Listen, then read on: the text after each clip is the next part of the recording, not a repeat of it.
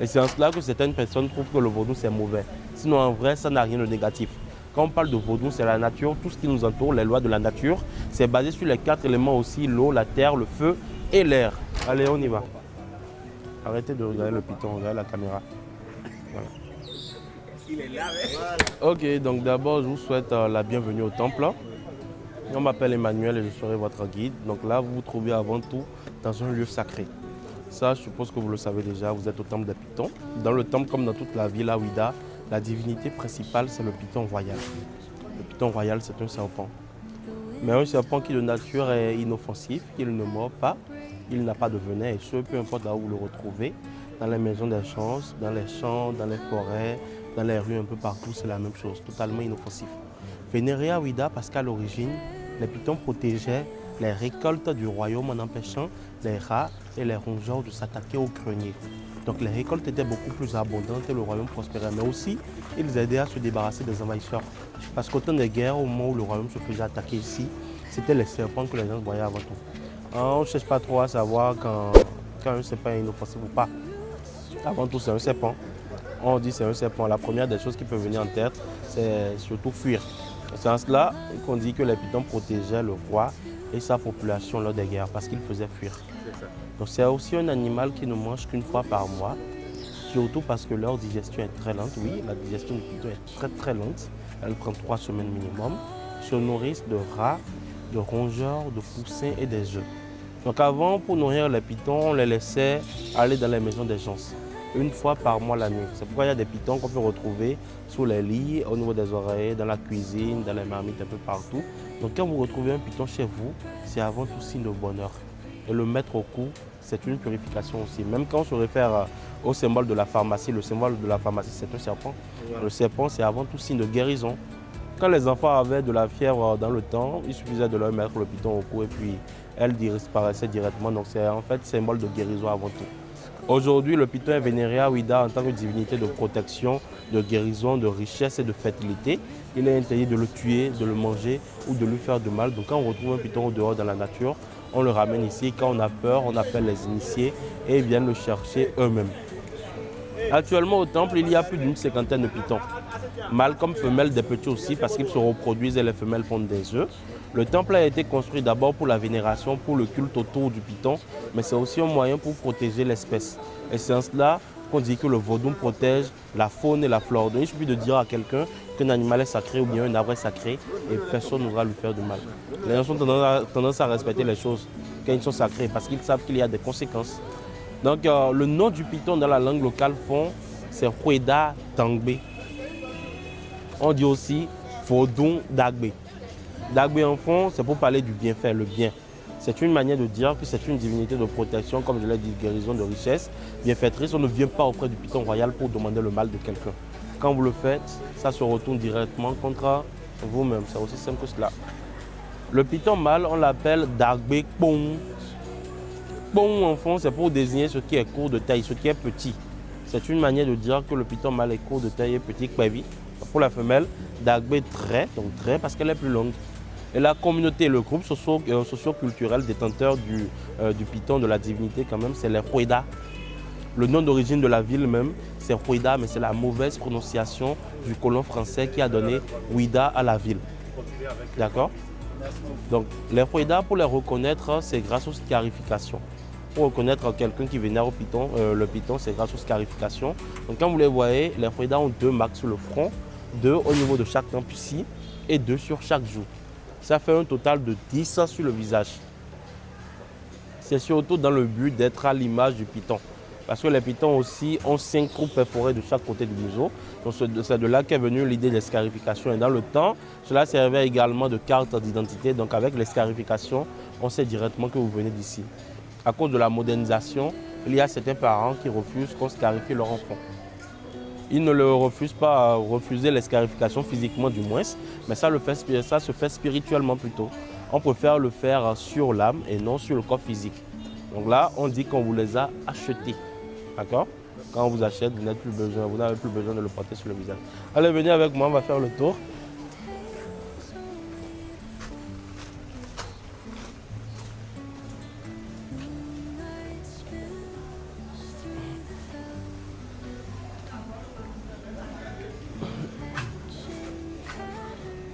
Donc pour ceux-là, voilà. Donc le temple existait depuis le XIIIe siècle. À l'origine, c'était une forêt. Donc voilà pourquoi il y a des arbres qui nous entourent un peu partout. La plupart des grands arbres sont des faux collatiers. Le baobab au dehors a déjà plus de 600 ans. Sur le parking, c'est un arbre sacré. La forêt couvrait même les terres de la basilique en face. C'est pour dire que c'est les gens de la commune de Rueda, les grands-parents d'ici, qui ont cédé une partie de leurs terres aux missionnaires catholiques pour la construction de la basilique. Ça a démarré en 1903 par les Portugais. C'est les Français qui l'ont achevé en 1909. Ce fut la première basilique de l'Afrique de l'Ouest. La deuxième, c'est pour la Côte d'Ivoire. Donc aujourd'hui, on parle d'une cohabitation religieuse, mais aussi du syncrétisme religieux. Et cela permet quand même de montrer à tout le monde que le vaudou est tolérant envers les autres religions. Donc comme grand arbre au temple, vous avez l'iroko juste là, qu'on appelle en fond l'okoti. Le tronc d'arbre a déjà plus de 400 ans. Coupé, certes, maintenant la tradition vaudou, mort ou vivant, l'iroko est toujours un arbre sacré et est toujours vénéré. Ça ne change rien qu'il soit coupé. Dans le vaudou, mort ou vivant, toujours sacré, toujours vénéré, on dit qu'il abrite l'esprit des divinités des ancêtres. Et cet arbre est également considéré comme l'arbre roi de la forêt. On n'en trouve que dans une forêt en fait. Donc comme c'est un arbre sacré, les jours de marché, on lui donne des offrandes comme de la farine de maïs, de l'huile rouge, des boissons sucrées ou alcoolisées aussi et de l'eau. Pour certaines cérémonies, il arrive qu'on donne des animaux en offrande aux divinités. Donc le sang est versé au pied des divinités, une manière d'apaiser les esprits. La chair est préparée, une partie de la viande est d'abord donnée en offrande aux divinités dans le temple avant que le reste ne soit partagé parmi les adeptes. Auprès de l'arbre, on peut également faire des prières et des vœux en le touchant avec la main gauche. Si vous voulez, vous pouvez le faire. Des vœux positifs dans le cœur. À la fin, vous laissez une offrande, mais ici, quand vous demandez le mal, ça se retournera tout simplement contre vous-même. Vous avez des questions jusque-là?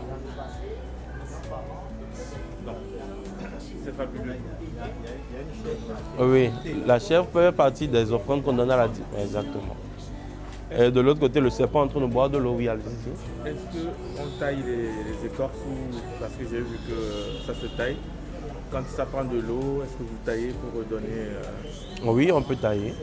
On peut tailler juste un peu. Et aussi, les sculptures là aussi ont été faites à la main. Donc, on peut tailler, il n'y a pas de problème. Mais ici, c'est un peu particulier. Là, maintenant, vous voyez que l'arbre a déjà été coupé. Coupé parce qu'avant, il y avait des abeilles qui dérangeaient toute la zone, qui empêchaient les gens de sortir de chez eux. Donc, comme le problème concerne une divinité, les anciens ont consulté le Fa, l'oracle. C'est là qu'il y a eu des décisions qui ont été prises. On a pu mettre feu à l'arbre, ensuite le couper. Mais c'est surtout parce qu'on savait déjà qu'il y aurait un autre iroko qui allait pousser à côté. Donc ici, on parle plutôt de réincarnation. Le petit arbuste juste à côté, voilà. Ici, une centaine d'années, ça ressemblera à ce que vous voyez ici. Voilà. Disons qu'il est en formation pour le moment. Allez, par ici. Donc, je leur ai dit, je parlais des noms du python. Dagbe, c'est le nom du python dans la langue locale. Fon, Dagbe en fond, c'est pour parler du bienfait. Ce qui est de bonnes choses. Donc, le mal, c'est une divinité de protection, de guérison, de richesse, de fertilité. On ne demande pas le mal ici. Dagbe Kpong, c'est le nom du python mâle. Kpong parce qu'il est court de taille et petit. Dre parce qu'elle est plus longue. D'accord? Le mâle est court, la femelle, elle est longue. Ceux qui vénèrent les pythons, c'est les Rueda, c'est ça que j'expliquais avant que vous ne veniez. 2 marques sur le front au niveau de chaque temple et sur chaque jour. C'est comme ça qu'on est. Exactement. Chaque communauté avec ses scarifications. Ici, c'est les 2x5. 3 mois après la naissance du bébé. Mais vous verrez aussi des prédateurs qui ne l'ont plus. Ils peuvent les acheter avec des cérémonies qu'ils font auprès de la divinité. Après cela, on dit que c'est fait spirituellement et non physiquement. Voilà. Venez avec moi.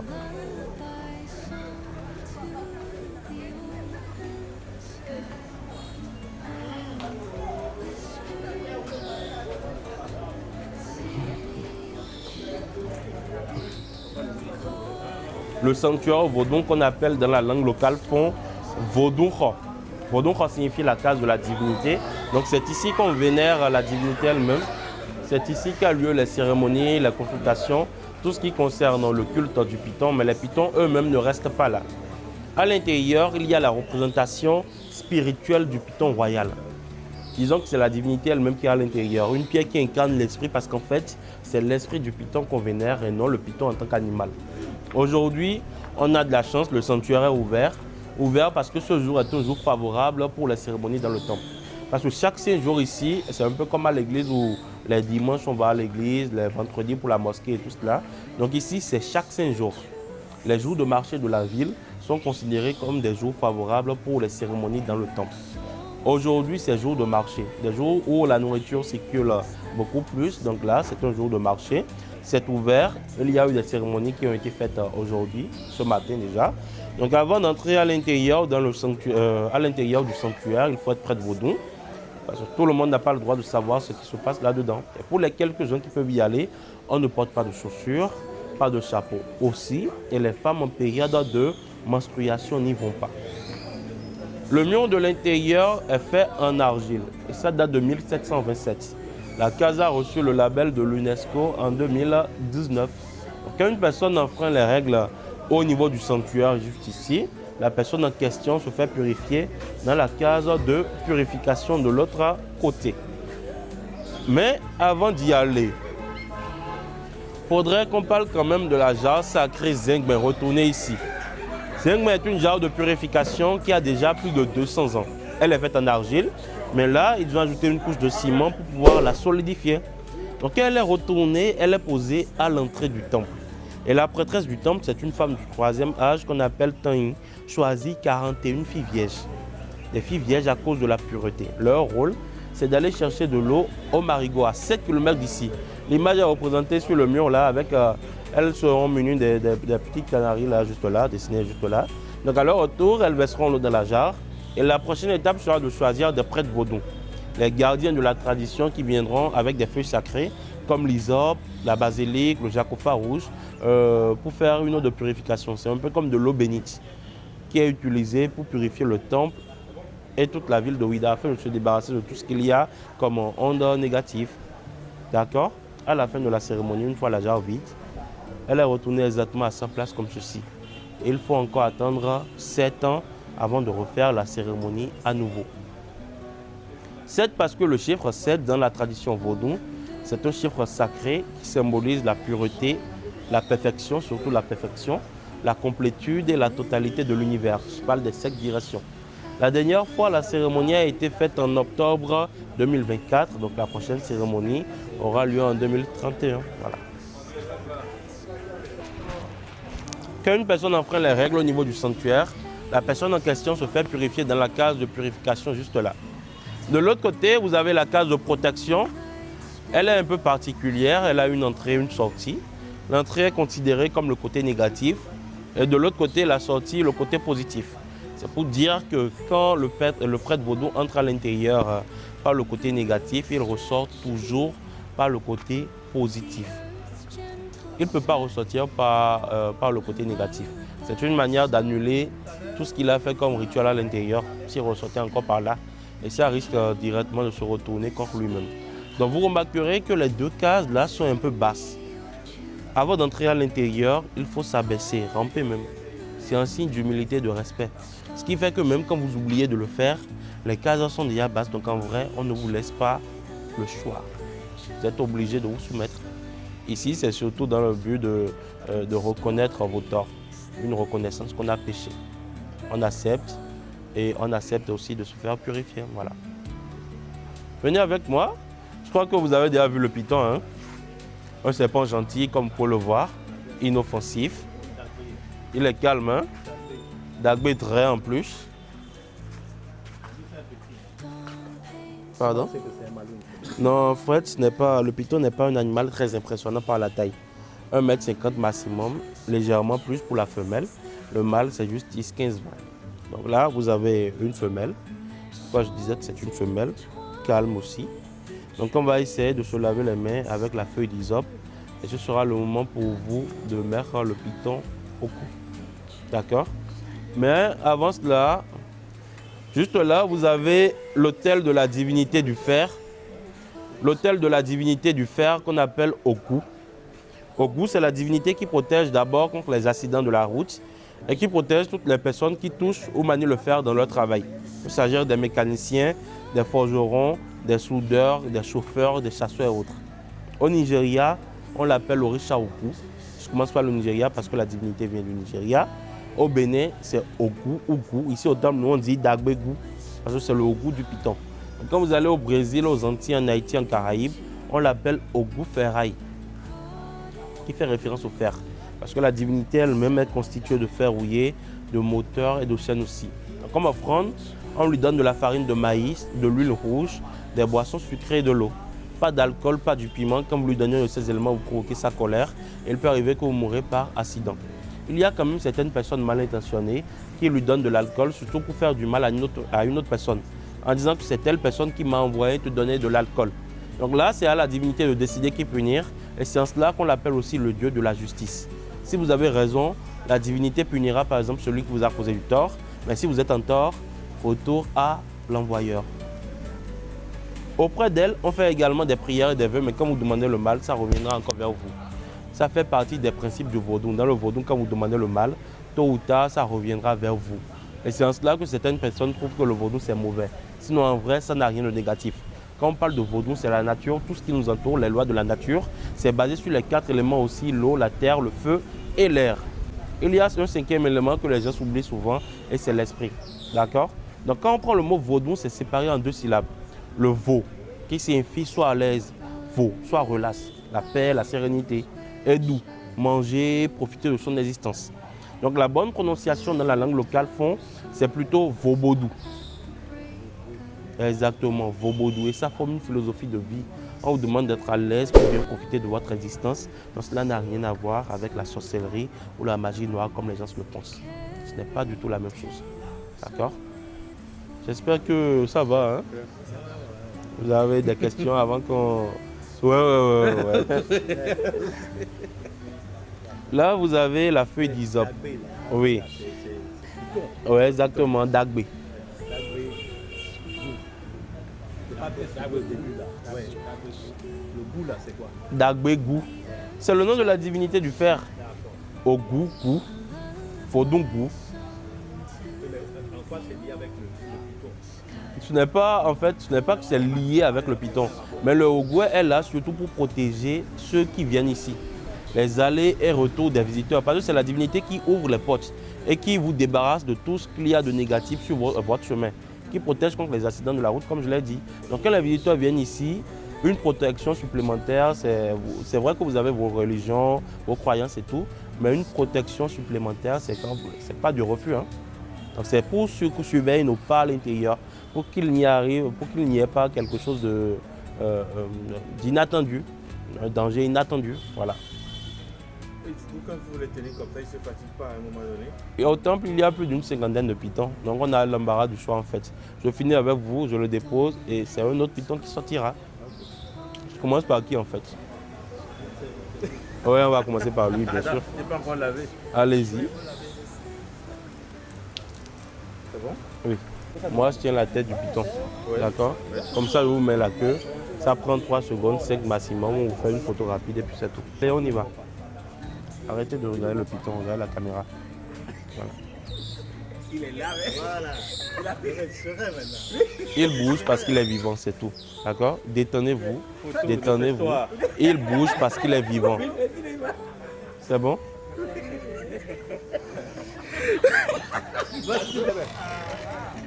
C'est ça, là, ils sont nombreux. Voilà. Il y a au moins une 50aine qui sont juste gardés pour la visite. C'est même le nom de ce serpent qui est sur la ville. Quand on dit Ouida, Ouida, c'est pas Ouida, c'est Ouida Dagbé qui veut dire le serpent bienfaiteur. C'est le colonisateur français qui a transformé ce Ouida là en Ouida. Sinon, les pitons, nous en avons des milliers. Ils pondent des œufs dans des forêts. Il y a beaucoup de pitons en ville, dans la maison des gens, dans la nature. Les gens sont contents parce qu'ils se disent c'est le Dieu. C'est protecteur. Oui. Ils ne mangent pas. Ils mangent des souris, des rats, des Pas de la poussins. population. Non. Ils ne mangent pas les pitons. Les pitons sont sacrés ici. C'est notre totem. Et comme la nature a fait que tout ce qui respire doit mourir, les pitons aussi meurent. Chez nous en Afrique, une divinité ne meurt jamais. Elle voyage, la nuit tombe ou elle disparaît. Donc la disparition des pitons accidentellement ou par vieillesse, on les enterre comme on enterre des hommes. Il y a le cimetière et tout, voilà.